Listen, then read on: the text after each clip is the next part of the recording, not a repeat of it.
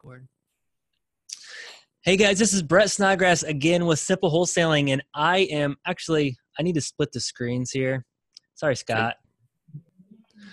Hey guys, this is Brett Snodgrass with Simple Wholesaling, and I am so excited to just do a little promo with our guest coming in February. I have Scott Myers, who is a self-storage expert. He owns the website selfstorageinvesting.com, and he owns self-storage units all over the country, and he's been talking about doing seminars and education events everywhere in Orlando and Wisconsin, all over the country. He's been doing this for years, and we get the opportunity to just pick Scott's brain just a little bit before the event. So Scott, thank you for joining me a little bit today, taking time out of your busy schedule. But tell CIREIA members a little bit about you and how you got started in self-storage investing. Sure, and thanks for having me, Brett. It's good to connect again here locally as well as when we do in other places around the country. But yeah, looking forward to coming back to CIREIA.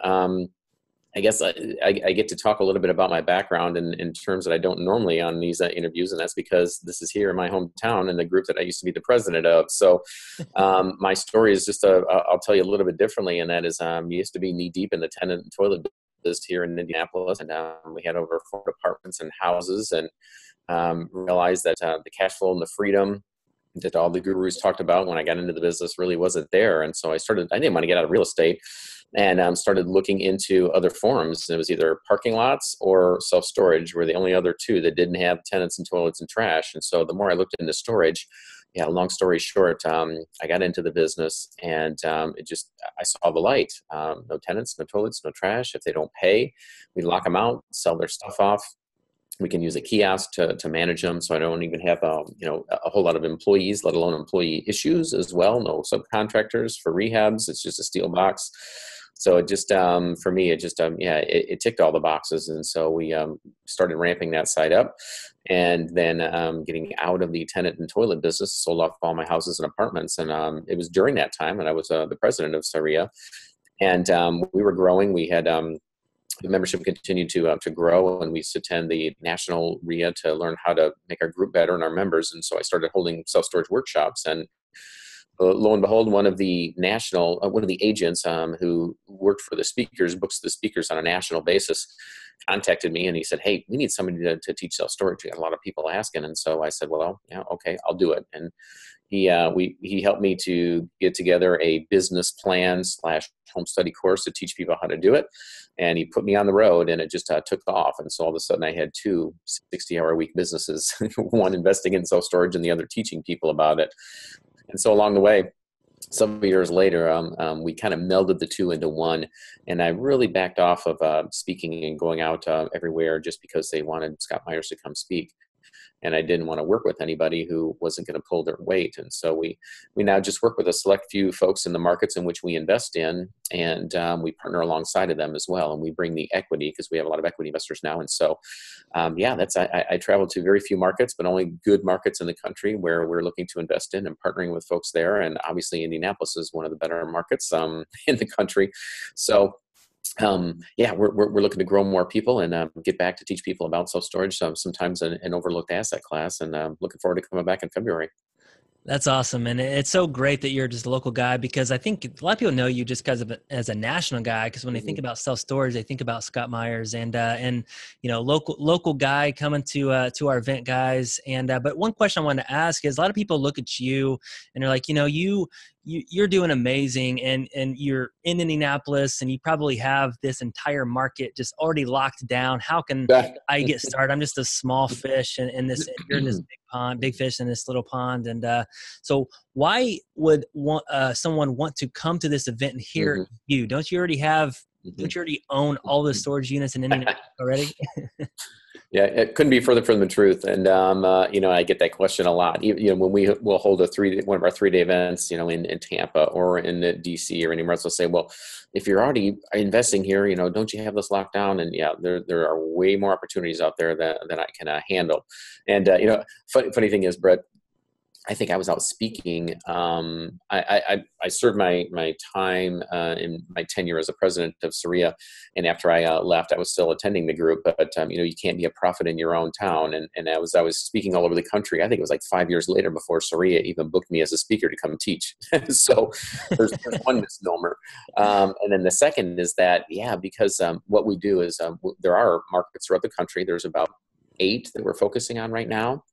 And the lion's share of our opportunities, our development deals and facilities that we own are coming from those markets. And so kind of like the cobbler's children who have no shoes, I don't have time to even look in my own markets. So couldn't be further from the truth. We're looking for more people that we can partner with and leverage to find self-storage development opportunities, conversion of old buildings, obviously existing facilities here in Indianapolis, because it's much easier for me to be able to take advantage of them because I'm local. But yeah, we just, I've got one opportunity, a development deal. We've got some land on the south side of Indianapolis that I haven't even had a chance in a year and a half to really get out of the ground and develop, just because we've been so busy doing other projects. And so, yeah, we're looking to, the team is growing. We've got the bandwidth to be able to add more projects. And so now, yeah, we're definitely looking in Indianapolis and so looking for more people. And I do not have this market locked down by any stretch.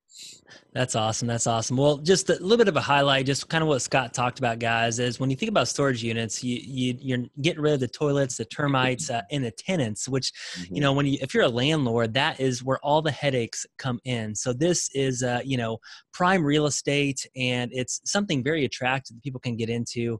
And this is going to be on February 1st, is a Thursday. That is our monthly CIREIA meeting. Scott is going to be giving kind of a preview of what this exactly is. And then he's also going to be here on Saturday, February the 3rd, doing an all-day or half-day training event on exactly what he is talking about here today. But give a little bit of a flavor, a little bit of a taste, again, just a quick 30-second, why should people come hear you at this event, Scott?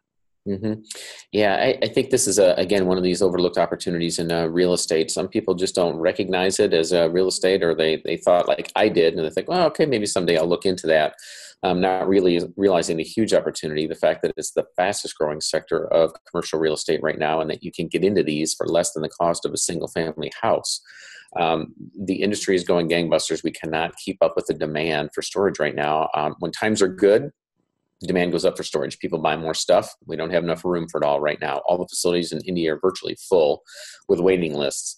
When times are bad, or when we go into a recession like the last one, guess what? Self-storage also does well. And as a matter of fact, it does better because people are downsizing, businesses are downsizing.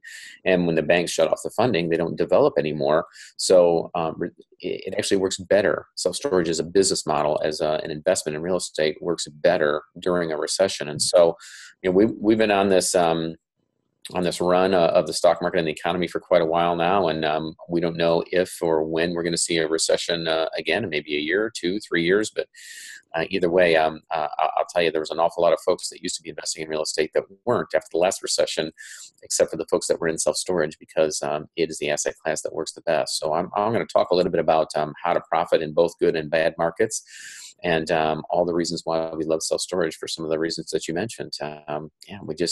We don't have the ups and downs. We don't have tenants, toilets, trash, contractors, or employees to deal with, and it continues to go up in value.